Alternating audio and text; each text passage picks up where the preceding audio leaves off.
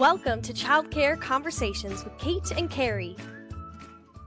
Sometimes we think that staff appreciation is harder than it really needs to be. And today we're going to talk about how you can make this a habit. And as a director, one of the things I learned from my boss, who is also now my co-host at the time, was that catching people doing good is something that should become an everyday thing. So, Carrie, talk to me a little bit about how this became just part of your everyday routine. Was it something that came natural? Did you have to practice? I mean, by the time I came to work for you, you were on school number 4. So, talk a little bit about how that process came to be. And was it something you were inspired to do by somebody else? I Or, don't really know. It's probably from that book, Management by Walking Around, which I think was Lee Iacocca.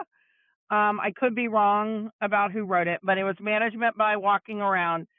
And it just made sense to me that when I had worked with people who didn't seem to know what was actually happening, then they gave me feedback that was not valid. So, in what is in my head about what was in that book was you don't need to know everybody's name and you don't need to have everybody report to you, but you do need to know what is happening throughout your business. And so walking around, sometimes you will notice problems before the people who are actually supervising that section, because you're not the one that's there all day, every day.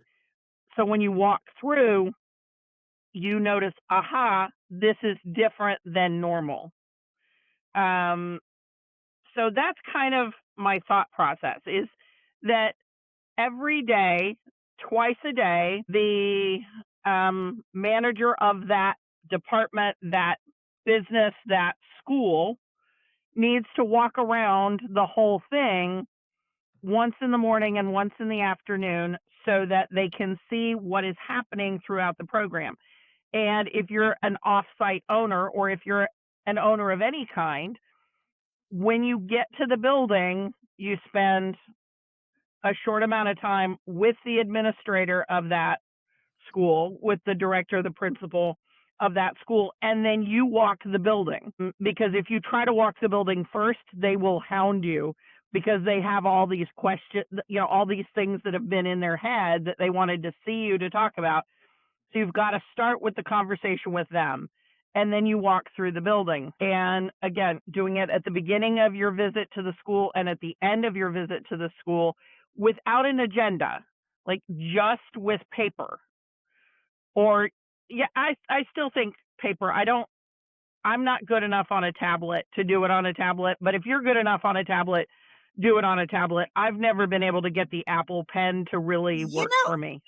okay, but I wanted to say something because we know that you and I, and a lot of other people that we know, are starting to go to AI transcribers that are worn as rings, bracelets, necklaces. You can have them as things that go in your pocket.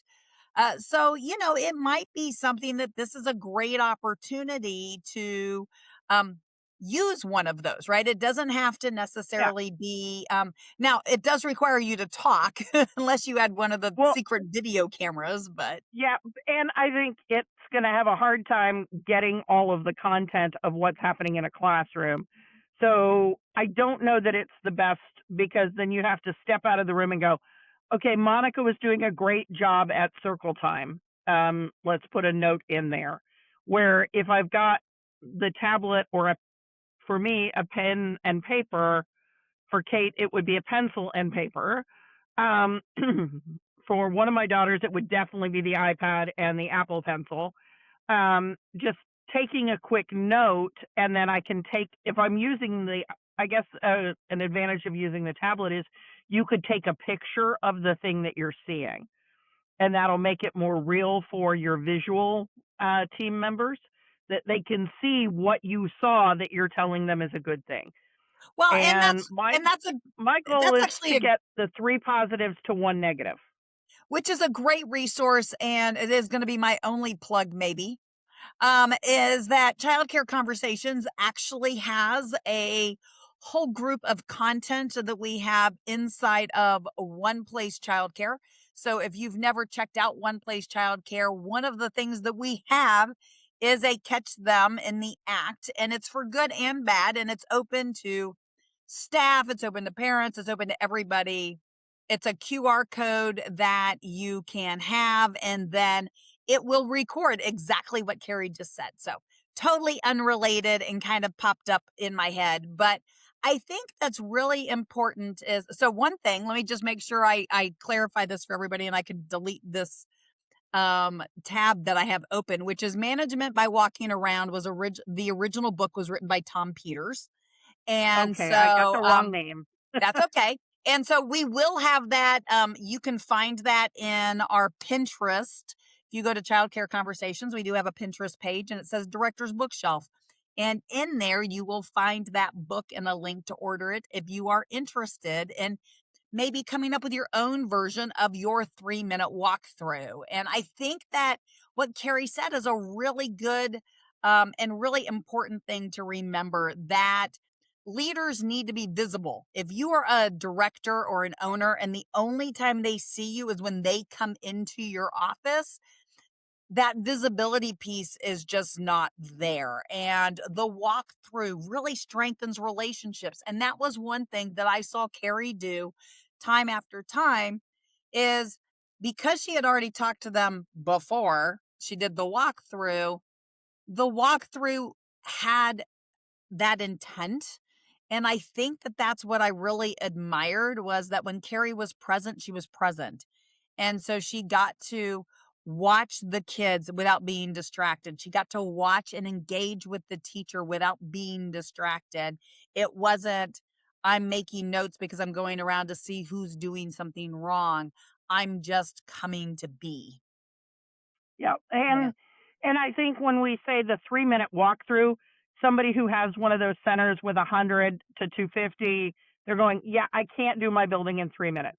What we mean by the 3-minute walkthrough is you're not spending more than 3 minutes in each room. And again, if you have an elementary school's worth of classrooms, you're not going to hit every room every day.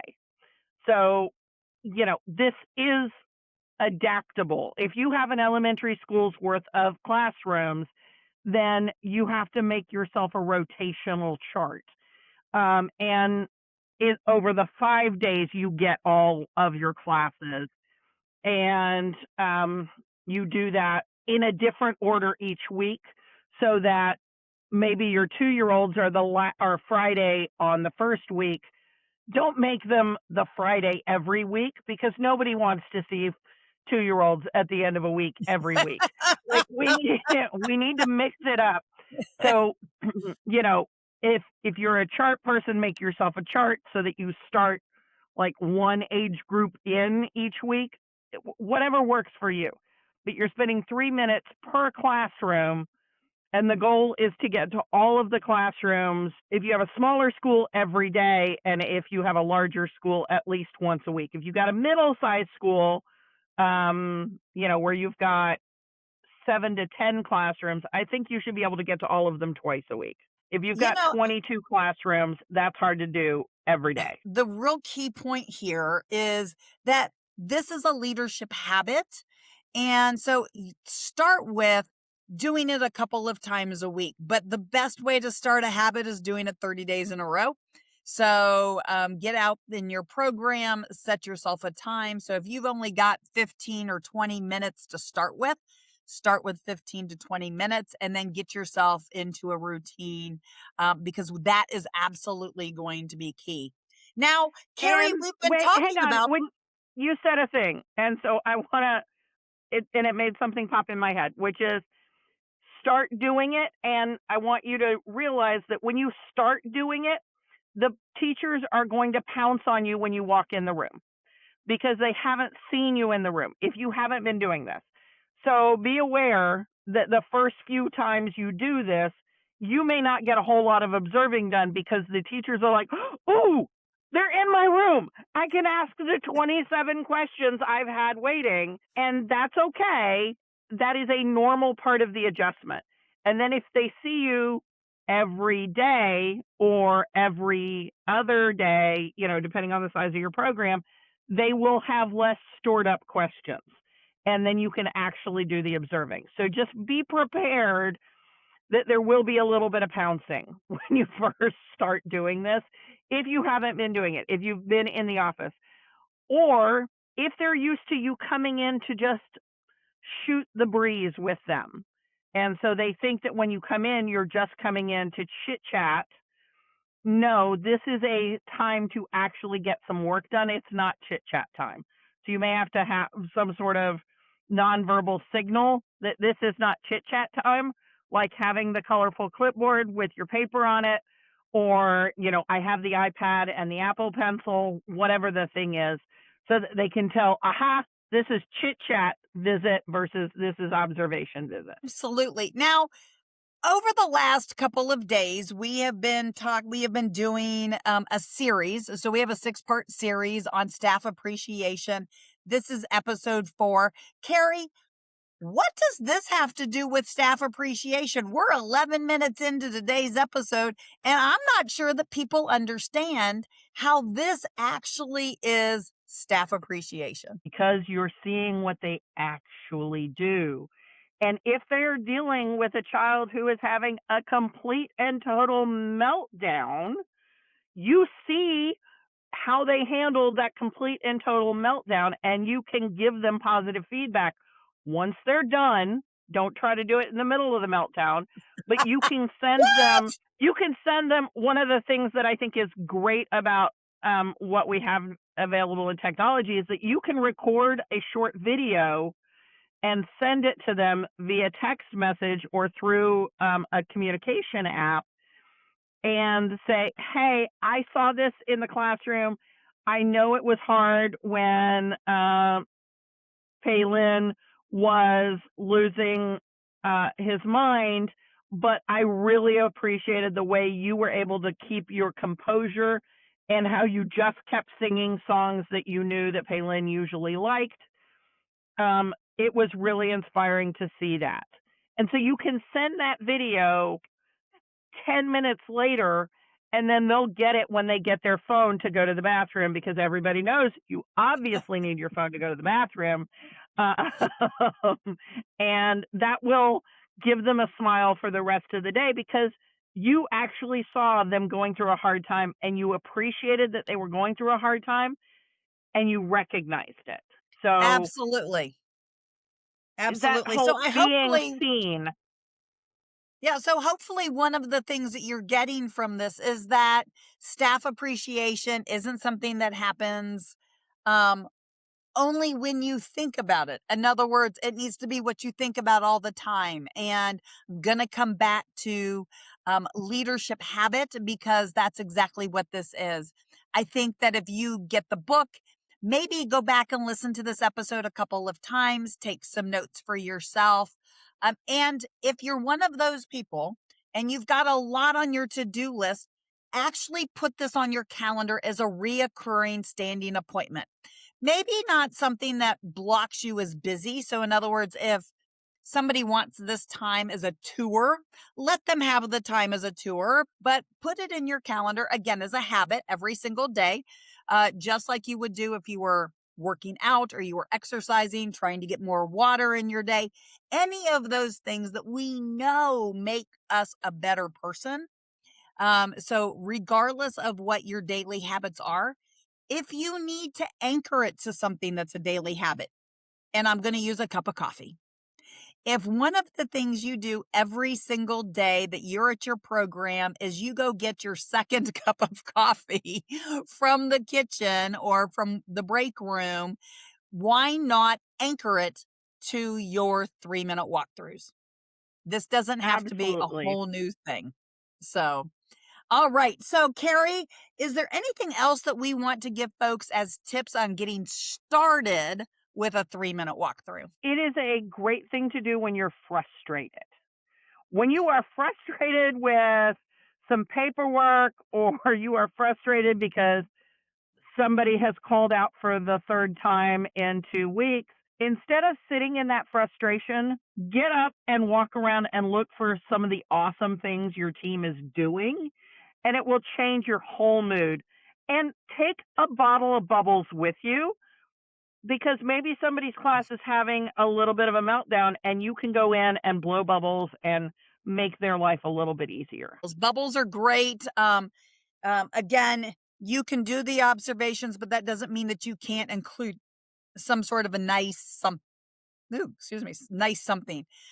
Whether it's a non-traditional gift, or maybe you got something in your office, maybe you got flowers, or maybe you're one of those people who always has fresh flowers in your office, and you can hear that classroom down the hall. And so you just go ahead and grab one of the flowers out of your vase and you give it to that teacher, because again, the unexpected is always more appreciated than the, oh, okay, it's Teacher Appreciation Week. My boss is going to get me donuts and breakfast tacos and all of those things. And it's one thing when it's expected, and it's also not appreciated when it's expected.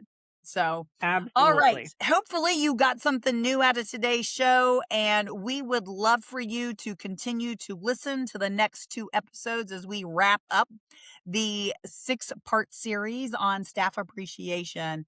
And with that, We subscribe, will talk to you in follow. a few days. Thanks for tuning in. We love bringing you real talk and fresh insight from the world of early childhood education. Be sure to follow us on social media to stay connected and catch all of the latest episodes. And if you're planning a conference, training, or special event, Kate and Carrie would love to speak to your audience. You can learn more about their keynote sessions and workshops at kateandcarrie.com. If you learned something today, share the show and leave us a review below. We'll see you next time on Childcare Conversations.